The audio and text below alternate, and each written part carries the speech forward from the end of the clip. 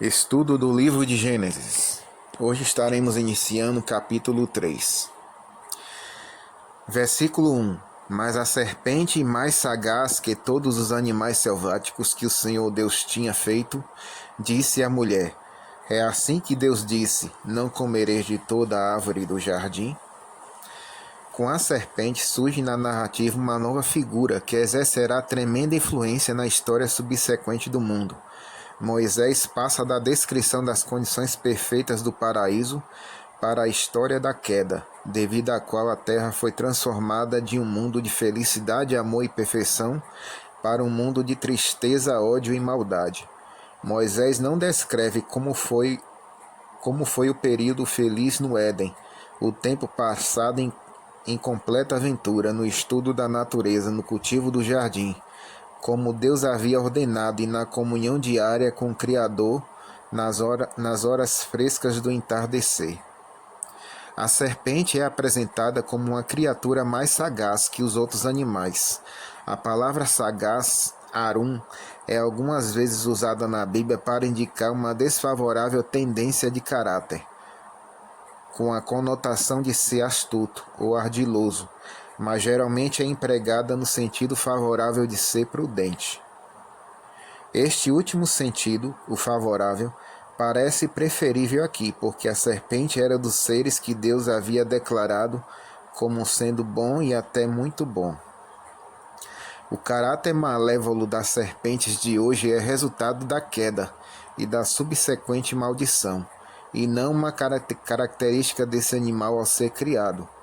Dificilmente precisaria ser refutada a objeção de que a serpente não era um animal verdadeiro, mas um ser sobrenatural, em vista da declaração explícita de que ela era de fato um animal. Contudo, a Bíblia toda deixa bem claro que o responsável pela queda do homem não foi a serpente em si, mas Satanás. Contudo, em sentido figurativo, Satanás é ocasionalmente chamado de serpente, porque a usou como um médium em sua campanha para enganar o homem. Apocalipse 12, verso 9 e Apocalipse 20, verso 2. A queda de Lúcifer, que havia sido primeiro entre os anjos do céu, Isaías 14, verso 12 e 13, obviamente precedeu a queda do homem. Deus conversava diariamente com o homem no jardim do Éden, e não o havia deixado na ignorância sobre os eventos ocorridos no céu. O Criador o havia colocado a par da apostasia de Satanás e de outros anjos, a respeito de cuja chegada Adão precisava estar aberta. Talvez Adão e Eva esperassem ver Satanás aparecer como um anjo e se sentissem preparados para enfrentá-lo como tal e rejeitar suas tentações. Mas em vez disso, ele falou a Eva através de uma serpente, tomando-a de surpresa. Isso, porém, de maneira alguma desculpa o pecado de Eva, embora seja verdade que ela foi enganada. 1 Timóteo 2,14 e 2 Coríntios 11, verso 3. A prova de nossos primeiros pais foi permitida como um teste de lealdade e amor. Esse teste era essencial para o desenvolvimento espiritual e a formação do caráter.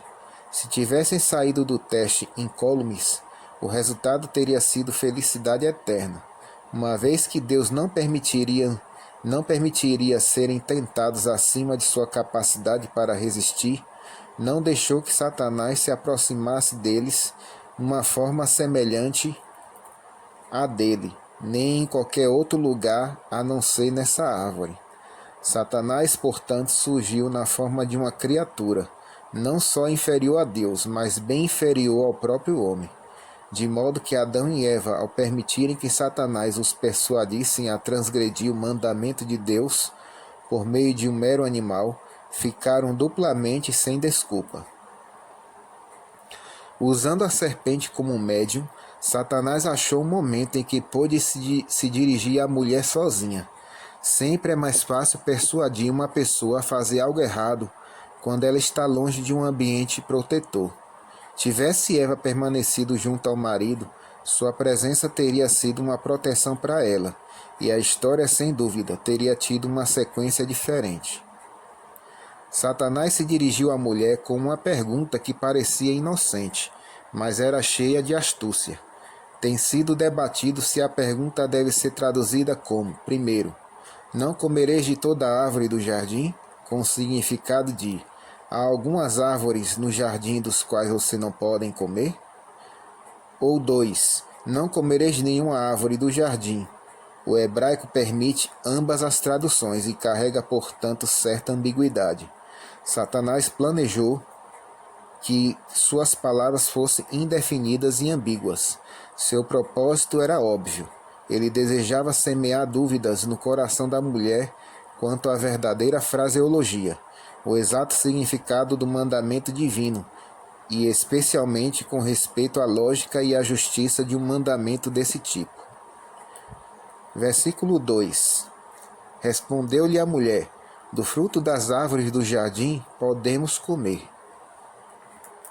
Eva evidentemente compreendeu a pergunta no segundo sentido já discutido, e em vez de voltar as costas e correr para o marido, mostrou sinais de vacilação e dúvida, e uma disposição para discutir o assunto um pouco mais com a serpente.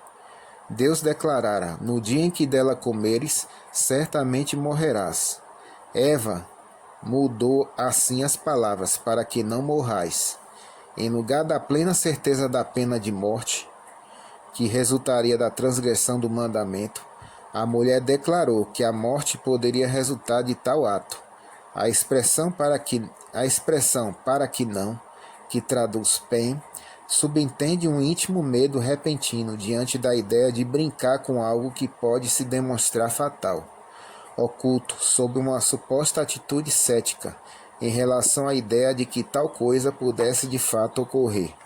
A dúvida e a hesitação expressas na linguagem de Eva, que reflete a da serpente, fazem com que o motivo para a obediência seja predominantemente o medo da morte, em vez de um amor natural pelo bondoso Criador. Outro sintoma de que dúvidas estavam se despertando quanto à absoluta justiça da ordem de Deus é o fato de que Eva não mencionou o nome da árvore, que ela certamente conhecia. Falando dessa árvore em termos gerais de localização, como estando no meio do jardim, ela a colocou quase na mesma categoria das outras árvores do lar edênico. Versículo 4 agora, que nós vamos ler. Diz assim: então a serpente disse à mulher: é certo que não morrereis. Se a primeira pergunta de Satanás tinha a intenção de levantar dúvidas, como era de fato, a declaração que ele pronunciou em seguida trazia a aparência enganosa de uma afirmação cheia de autoridade, mas nela a verdade estava astuciosamente misturada com a mentira. Esta asserção contradizia a explícita ordem divina, com a máxima ênfase que se pode empregar no hebraico. A expressão pode ser traduzida como: com certeza não morrereis. Satanás desafiou a veracidade da palavra de Deus com uma mentira escancarada, razão pela qual Cristo estava certo ao chamá-lo de pai da mentira. João 8, verso 44. Versículo 5 diz assim: porque Deus sabe que no dia em que dele comerdes, se vos abrirão os olhos, e como Deus sereis conhecedores do bem e do mal. Satanás prosseguiu, dando uma razão plausível para a proibição de Deus. Ele acusou a Deus de, primeiro, invejar a felicidade de suas criaturas. Satanás disse, na verdade: acredite, não foi por medo de vocês morrerem ao comer do fruto que a árvore foi proibida, mas por medo de vocês se tornarem rivais de seu próprio Senhor. Segundo, mentir. Satanás acusou a Deus de mentir quando disse que a morte resultaria do ato de comer do fruto. As exigências de Deus foram colocadas sob a luz mais hedionda e irrepreensível. Misturando a verdade com a mentira, Satanás tentou confundir a mente de Eva, a fim de tornar difícil que ela distinguisse entre as palavras de Deus e as dele. A expressão no dia em que dele comerdes soava de maneira semelhante ao que Deus havia falado, e o mesmo ocorria com a frase: sabendo o bem e o mal.